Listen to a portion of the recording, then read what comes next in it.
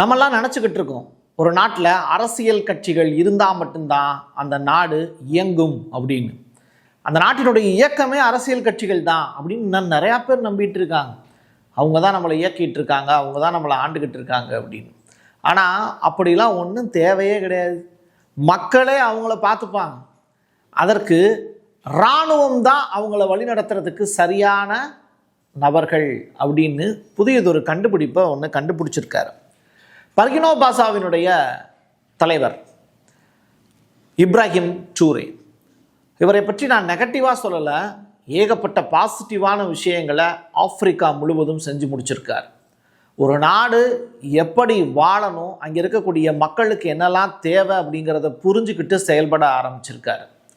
அதற்கு ஆப்போசிட்டாக செயல்படக்கூடிய ஒரு தலைவர் தான் ட்ரம்ப். இந்த ரெண்டு பேரை பற்றியும் ஒரு ஒப்பீடு தான் அந்த வீடியோ.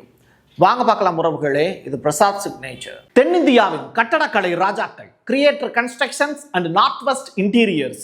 உங்களோட கனவு இல்லத்தை பிரம்மாண்டமா கட்டி கொடுக்குறாங்க கிரியேட்டர் கன்ஸ்ட்ரக்ஷன்ஸ்.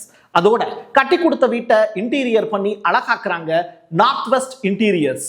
தொடர்புக்கு 72907991. உங்களுடைய தொழில் சம்பந்தமான விளம்பரங்களை நமது சேனலில் ஒளிபரப்ப உங்களுக்கான அருமையான வாய்ப்பு. உங்க ஊருக்கு ரோடு போட்டு எத்தனை நாள் ஆச்சு? எலெக்ஷன் வரப்போகுது பிரசாத், ரோடு போட்டுருவாங்க அப்படிங்கிற நம்பிக்கை உங்களுக்குள்ள இருக்கும். ஆனால் ஆப்பிரிக்கா அப்படிங்கிற ஒரு ஒட்டுமொத்த கண்டம், அதில் பர்கினோ பாசோ அப்படின்னு சொல்லிட்டு ஒரு நாடு. அந்த நாட்டுக்கான பேர் கூட இப்போ தான் மாற்றப்பட்டது. அதுக்கு முன்னாடி ஒரு பேர் இருந்துச்சு, அதெல்லாம் நான் சொல்கிறேன். ஆனால் அந்த மக்களுக்கு ரோடுன்னு ஒன்று இருக்கிறதே தெரியாது. எவ்வளவு கொடுமையான ஒரு நிலை பாருங்கள். அப்படிப்பட்ட நாட்டில் இப்போ ரோடு போடுறாங்க. காரணம் யாருன்னா பர்கினோ பாசோவினுடைய தலைவர் இப்ராஹிம் டூரே அப்படிங்கிற அந்த நபர்னால. முதல் நெடுஞ்சாலை அங்கே அமைக்கப்பட்டுக்கிட்டு இருக்கு. வாகடுகு மற்றும் போபோ டியோலோசோ அப்படிங்கிற அந்த மாநகரங்களை இணைக்கக்கூடிய 332 கிலோமீட்டர் நீளமுடைய 8 வழிச்சாலை அந்த இடத்துல போடப்பட்டுக்கிட்டு இருக்காங்க. எப்படி இருந்த ஒரு தேசம் எப்படி மாறிக்கிட்டு இருக்கு அப்படிங்கிறது, இதை விட ஒரு பெரிய சாதனை அப்படிங்கிறது ஆப்பிரிக்காவுக்கு இருக்க முடியாது. $357 மில்லியன் மதிப்பிலான இந்த திட்டத்துக்கு ஒட்டுமொத்த செலவையும் அரசாங்கமே எடுத்துக்குது. இந்த கான்ட்ராக்ட்லாம் வச்சு ஏமாத்துவாங்கல்ல நம்ம ஊரில், அந்த மாதிரிலாம் இங்கே செய்ய முடியாது. கவர்மெண்ட்டே ரோடு போடுது, பிரைவேட் கிடையாது. பர்கினோ பாசாவை பார்வையிடக்கூடிய ஆப்பிரிக்க கண்டத்தை சேர்ந்த எந்த ஒரு குடிமகனுமே, நீங்கள் நைசராக இருக்கலாம், வெவ்வேறு தேசத்தை சேர்ந்தவங்களாக இருக்கலாம், அவங்க எல்லாமே ஆப்பிரிக்காவினுடைய கண்டமாக இருந்தீங்கன்னா, சுருக்கமாக சொல்லலாம், நீ கருப்பாக இருந்தால் போதும், எங்கே விசாவே இல்லாமல் நீ பர்கினோ பாசாவுக்கு வரலாங்கிறது தான் இப்ராஹிம் டூரேவினுடைய அந்த உத்தரவு. நம்ம முன்னோர்கள் எதை கனவாக கண்டாங்களோ அதை இப்போ நான் நனவாக்கிக்கிட்டு இருக்கேன் அப்படின்னு இப்ராஹிம் டூரே இந்த விஷயத்தை பற்றி பெருமை பொங்க பேசியிருக்கார். பர்கினோ பாசாவினுடைய இராணுவ அரசாங்கம் நாட்டில் இருக்கக்கூடிய அரசியல் கட்சிகள் எல்லாத்தையும் கலச்சிட்டாங்க. ஓமை காட் அப்படின்னு சொல்லக்கூடிய அளவிற்கு தான் அந்த சம்பவத்தை நிகழ்த்தியிருக்கார். சரி, அப்படின்னா பர்கினோ பாசாவில் எத்தனை அரசியல் கட்சிகள் இருக்குது? அவங்க செய்திருக்கக்கூடிய சம்பவம் என்ன? நாட்டுக்கு அவங்க ஏகப்பட்ட நல்லது பண்ணியிருப்பாங்களே அப்படின்னு நீங்கள் யோசிச்சிருக்கலாம். அதுக்கான பதில் நான் அடுத்தடுத்து சொல்கிறேன். பர்கினோ பாசோ தங்கள் அதிகாரப்பூர்வமாக மொழி ஃப்ரெஞ்சு இருந்துச்சுல, அதை கைவிட்டுட்டாங்க. ஏன்னா பிரான்ஸ் தான் அவங்கள ரொம்ப காலமாக ஆட்சி பண்ணாங்க. அங்கே இருக்கக்கூடிய நிலக்கரியிலேருந்து, அங்கே இருக்கக்கூடிய தங்கத்திலேருந்து, வைரத்திலேருந்து, கனிமங்கள்லேருந்து, தனிமங்கள்லேருந்து எல்லாத்தையும் திருடினது இந்த பிரெஞ்சு அரசாங்கம். அதற்கு பிறகு யூகே ஆண்டாங்க, அவங்களும் கொஞ்ச காலம் இவங்கள்ட்ட இருந்து திருடினாங்க. அதற்கு பிறகு அமெரிக்கா கான்ட்ராக்ட் அடிப்படையில் உள்ளே வந்தாங்க, அவங்களும் திருடினாங்க. இப்படி எல்லா நாடுகளும் திருடி திருடி திருடி அந்த ஆப்பிரிக்காவில் இருக்கக்கூடிய பர்கினோ பாசாவினுடைய மக்களுடைய எலும்புகள் மட்டும்தான் மிச்சமாக இருந்தது, உசுரும் மீதி இருந்தது. ஆனால் ஒரு நல்ல விதை அங்கே விதைக்கப்பட்டது. அதுதான் இந்த மனுஷன், பர்கினோ பாசாவினுடைய தலைவர் இப்ராஹிம் டூரே. தெருக்களில் இருந்து பிரெஞ்சு காலனித்துவ ஆட்சியாளர்களுடைய பெயரை முதல்ல தூக்குனாங்க. போங்கடா, உங்கள் பேர்லாம் எங்கள் நாட்டுக்குள்ளேயே இருக்கக்கூடாது, நீங்களும் இருக்கக்கூடாது, வெளில போங்கடா அப்படின்னு துரத்துனாங்க. மேற்கத்திய நாடுகள் நமது வளங்களை சுரண்டியது, அவர்கள் நமக்கு கடனாக கொடுத்தாங்கல்ல தொகை, அது எல்லாத்தையும் இனிமேல் நாங்கள் திருப்பியே தர முடியாது. ஏன்னா என்கிட்ட நீ இருந்து ஏகப்பட்டதை சுரண்டிட்டு போயிட்ட, அதுக்கு பதிலாக நீ என்ன பண்ண, சுரண்டின தங்கத்துக்கு பதிலாக எங்களுக்கு கடன் கொடுக்குறேங்கிற பேரில் சில டாலர்களை கொடுத்த. நான் என்ன சொல்கிறேன், எனக்கு நீ கடனாக கொடுத்தீல, அதை நீ எனக்கு கொடுக்க வேண்டிய பாக்கி தொகையாக நான் எடுத்துக்கிறேன். ஏன்றது தங்கத்தை எடுத்துகிட்டு போனீல, அதுக்கு பதிலாக நீ எனக்கு டாலராக கொடுத்ததுன்னு நினச்சிக்கிறேன். திருப்பி உனக்கு நீ கடன் சொல்கிறீல்ல, அந்த வார்த்தையெல்லாம் இங்கே இடமே கிடையாது, ஓடி போயிரு அப்படின்னு இப்போ மிரட்டி விட்டுருக்காரு பர்கினோ பாசோவினுடைய தலைவர். இந்த ஆப்பிரிக்க நாடுகள் எதுவுமே எஃகு உற்பத்தியே பண்ணல. ஆனால் இவர் தலைவராக ஆனதற்கு பிறகு காரில் பாருங்கள் எஃகு தகடுகள்லாம் பொதிக்கப்பட்டிருக்கு. எங்களால் எஃகு உற்பத்தி பண்ண முடியும், அதை எப்படி செய்யணும் அப்படின்னு சொல்லிட்டு எஃகு தொழிற்சாலையெல்லாம் அங்கே அமைச்சிருக்காங்க. ரெண்டாவது, தங்கத்தை வெட்டி எடுத்துகிட்டு போனாங்கல்ல, யார், பிரான்ஸுக்காரங்களும் யூகேவும் அமெரிக்காவும் வெட்டி எடுத்துகிட்டு போனாங்கல்ல தங்கம், அதை பூரா அவங்க நாட்டில் போய் தான் என்ன பண்ணுவாங்க, ஆபரணமாக செய்வாங்க. இப்போது ஆப்பிரிக்காவில் பர்கினோ பாசோலையே அதை உருக்கி அதை நகையாக செய்வதற்கான எல்லா ஏற்பாடுகளையும் இப்ராஹிம் ட்ரூரே செய்ய ஆரம்பிச்சிட்டார். தொழிற்சாலை அப்படிங்கிறது ஒன்று உருவாக்கி தன்னுடைய நாட்டு மக்களுக்கு எல்லாத்துக்கும் வேலை கொடுக்க ஆரம்பிச்சிருக்காரு. இதெல்லாம் பெரிய சாதனையா பிரசாத் அப்படின்னு கேட்டால், நீங்கள் பர்கரும் பீஸாவும் சாப்பிடக்கூடிய நபர்களுக்கு பழைய சோறினுடைய அருமை தெரியாது. அதே நேரத்தில் நீங்கள் கிராமத்தில் போய் இன்னமும் கேட்டிங்கன்னா இட்லி தோசை அப்படிங்கிற விஷயத்தை நீங்கள் நகரத்தில் தினந்தோறும் சாப்பிட்டவங்களா இருப்பீங்க. ஆனால் கிராமத்தில் இன்னமும் இட்லி தோசை அப்படின்னு சொல்லிட்டு ஒரு படம் கூட, ரஜினி கூட ஒரு படத்தில் தம்பிக்கு எந்த ஊருங்கிற படத்தில் வருஷத்துக்கு 2 தடவை நாங்கள் இட்லி தோசையும் சாப்பிடுவோம் அப்படின்னு சொல்லுவாங்க. அந்த அளவிற்கு இன்னமும் மக்கள் கூட்டம் இருக்காங்க. அது மாதிரி தான் இந்த ஆப்பிரிக்காவில் இன்னமும் ஒருவேளை சோறு கூட கிடைக்காம திண்டாடக்கூடிய மக்கள் கூட்டம் இருக்காங்க. அவங்களுக்கு ஒரு தலைவராக இவர் கிடைச்சதுனால தான் இன்னைக்கு இந்த மக்கள் நல்லா இருக்காங்க. சரி, இப்போது மைனிங் வந்து கோல்டு ஆல்சோ பண்ணுறாங்க, ஓகேவா?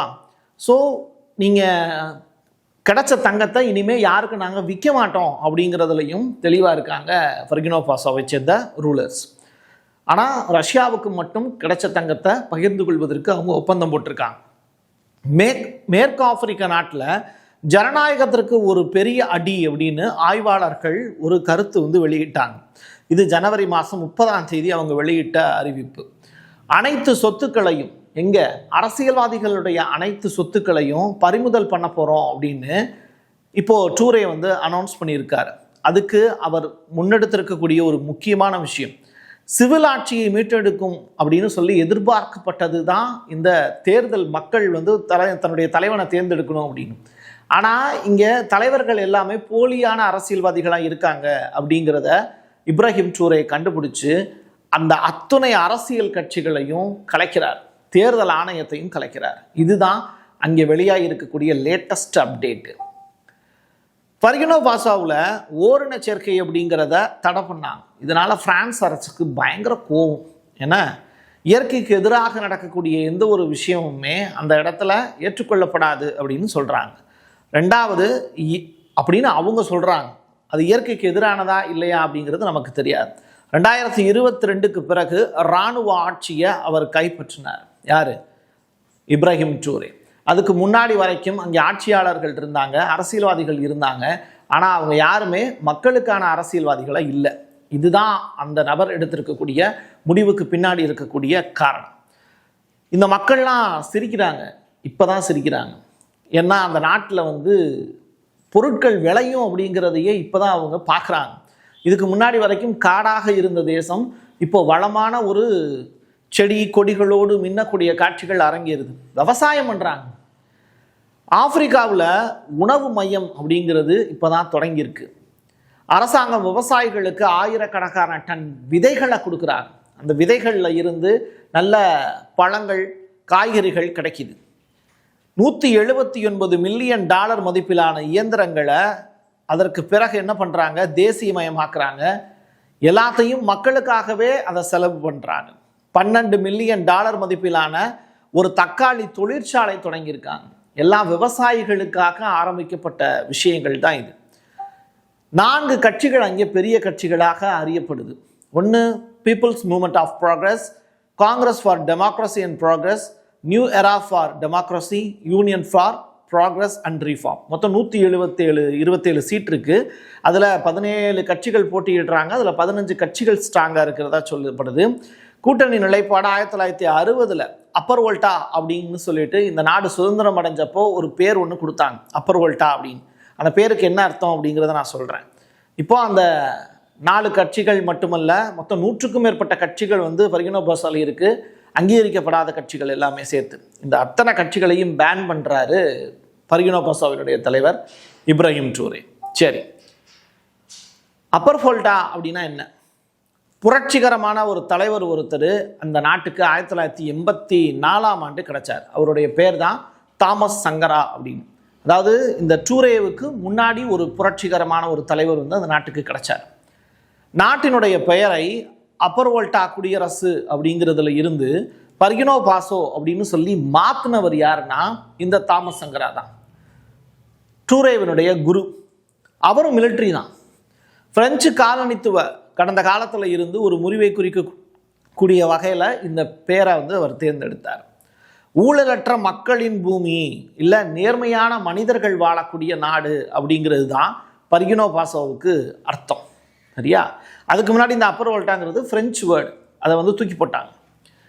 இப்போது இப்ராஹிம் ட்ரூரே சைடில் இருந்து சொல்லப்படக்கூடிய விஷயங்கள், இப்ராஹிம் ட்ரூரேக்கு வந்து அரபுலக நாடுகளில் இருந்து பொண்ணு கொடுத்து கல்யாணம் பண்ணிக்கோங்க அப்படின்னு சொன்னாங்க. ஆனால் அந்த பொண்ணு சிகப்பாக இருக்குது அப்படிங்கிற ஒரே காரணத்தினால அவர் அந்த திருமணத்தையே மறுத்தார்.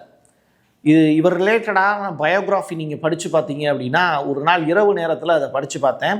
இரவு முழுவதும் தூக்கமே வரல. அந்த அளவிற்கு தன்னுடைய வாழ்க்கையவே மக்களுக்காக செலவு பண்ணவர். ரெண்டாவது, இவரை கொல்வதற்கு 30க்கும் மேற்பட்ட முறை அமெரிக்கா உள்ளிட்ட ஏகாதிபத்திய நாடுகள் முயற்சி பண்ணிக்கிட்டே இருக்காங்க. இன்னமும் நித்தம் முயற்சி பண்ணுறாங்க. இவர் ஆட்சி பீடத்தில் அதிபர் மாளிகையில் இருக்கும்போது அவருக்கு பாதுகாப்பாக அதிபர் மாளிகையில் வேலை செய்கிறவங்களை தாண்டி பொதுமக்களே அங்கங்கே வந்து நெருப்பு மூட்டி இவருக்கு காவல் காக்குறாங்க துப்பாக்கியோட.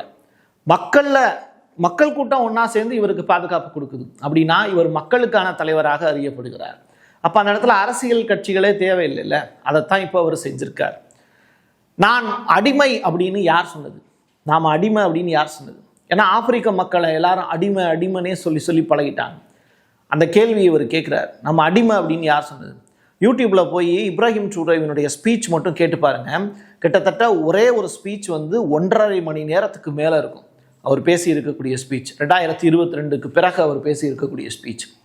பேப்பர் துண்டு சீட்டே இல்லாமல் பேசியிருப்பார். அது நீங்கள் இங்கிலீஷில் தான் பேசியிருப்பார். ரொம்ப ஹார்ஷாக போயிருக்கும் அவர் பேசியிருக்கக்கூடிய வார்த்தைகள் எல்லாமே. அதே நேரத்தில் ரொம்ப பாயிண்டடாக இருக்கும். மிகச்சிறந்த பேச்சாளரும் கூட. உலகத்திற்கே சோறு போடவும் எங்களால் முடியும், எங்கள் ஆப்பிரிக்க மக்களால் முடியும். அவர்களை ஆபரணங்களால் எங்களால் அழகாக்க முடியும். உங்களை நாங்கள் ஆபரணங்களால் அழகாக்க முடியும். ஏன்னா எங்கள் நாட்டில் இருந்து நிறையா கோல்டு இருக்குல்ல, அது மூலிமா அவங்கள அழகாக்குவோம். எங்களை அடிமைப்படுத்த நினச்சிங்கன்னா எங்களுடைய இராணுவம் உங்களை சுக்குநூறாக்கும் அப்படின்னு கர்ஜனை விடுக்கிறார். சிங்கம் மாதிரி பேசுகிறார். யாருக்கு எதிராக? ட்ரம்ப்புக்கு எதிராக. ட்ரம்ப்புக்கெல்லாம் இவரை பற்றி பேசுகிறதுக்கு எந்த விதமான தகுதியுமே கிடையாது. தன்னுடைய சொந்த நாட்டு மக்களையே அகதிகளாக வெவ்வேறு நாடுகளுக்கு ஓட சொல்கிறவர் தான் அவர். உழைத்து களைத்து போன மக்கள் 250 ஆண்டுகளாக அமெரிக்காவை வளர்த்து வச்சவங்களை துரத்துறவர் தான் ட்ரம்ப். ஆனால் தன்னை நேசிக்கக்கூடிய மக்கள் கூட்டத்துக்காக தன்னுடைய உயிரையும் வாழ்க்கையையும் தியாகம் செய்த ஒரு ஒப்பற்ற தலைவன் தான் இந்த இப்ராஹிம் ட்ரூரே. இவரை பற்றி பேசுவதற்கான வாய்ப்பு எனக்கு கிடைச்சிருக்கு. அதே நேரத்தில் அதை ஒளிபரப்புவதற்கான ஒரு பெரிய தொண்டு வந்து யூடியூப் மூலிமா கிடச்சிருக்கு. இதை நீங்கள் பார்த்தீங்க, இந்த வேர்டிங்ஸு, வார்த்தைகள், இந்த வாழ்க்கை உங்களுக்கு பிடிச்சிருந்தது அப்படின்னா, இது உண்மைத்தன்மையாக இருக்கும்னு நம்பினீங்கன்னா உங்களுடைய நண்பர்களுக்கும் உறவினர்களுக்கும் இதை ஷேர் பண்ணுங்கள். என் கையெழுத்து என் மக்களுக்கானது உறவுகளே. மீண்டும் ஒரு பதிவில் சந்திக்கலாம். நன்றி, வணக்கம். தென்னிந்தியாவின் கட்டடக்கலை ராஜாக்கள் creator constructions and north west interiors உங்களோட கனவு இல்லத்தை பிரம்மாண்டமா கட்டி கொடுக்குறாங்க கிரியேட்டர் கன்ஸ்ட்ரக்ஷன்ஸ். அதோட கட்டி கொடுத்த வீட்டை இன்டீரியர் பண்ணி அழகாக்குறாங்க நார்த் வெஸ்ட் இன்டீரியர்ஸ். தொடர்புக்கு 7290799991. உங்களுடைய தொழில் சம்பந்தமான விளம்பரங்களை நமது சேனலில் ஒளிபரப்ப உங்களுக்கான அருமையான வாய்ப்பு.